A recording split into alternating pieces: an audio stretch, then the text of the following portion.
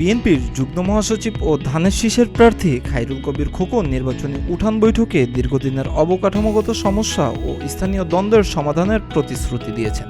শনিবার নরসিংদীর আলোকবালী আব্দুল মান্নান চৌধুরী উচ্চ বিদ্যালয় মাঠে অনুষ্ঠিত নির্বাচনী উঠান বৈঠকে স্থানীয় বিএনপি ও সংগঠনের নেতা কর্মীসহ ভোটাররা উপস্থিত ছিলেন।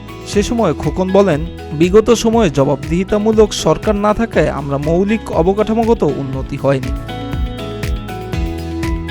বিএনপি প্রার্থী খোকন বলেন, নরসিংদীর সাথে আলোকবালীর একমাত্র যোগাযোগ মাধ্যম নৌপথ খননের নামে আওয়ামী লীগ লুটপাট চালিয়েছে।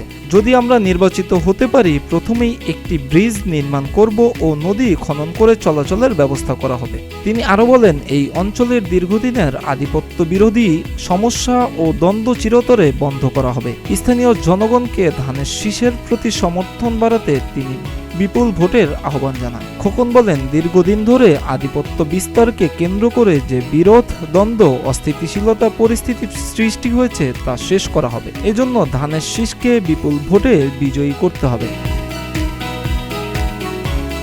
উঠান বৈঠকে উপস্থিত ভোটাররা খোকনের এই প্রতিশ্রুতিকে সমর্থন জানান। এলাকাবাসী আশা করছেন, নির্বাচিত হলে স্থানীয় অবকাঠামো ও শান্তি ফেরাতে কার্যকর উদ্যোগ নেওয়া হবে। মিরাজ হোসাইন, প্রতিদিনের বাংলাদেশ।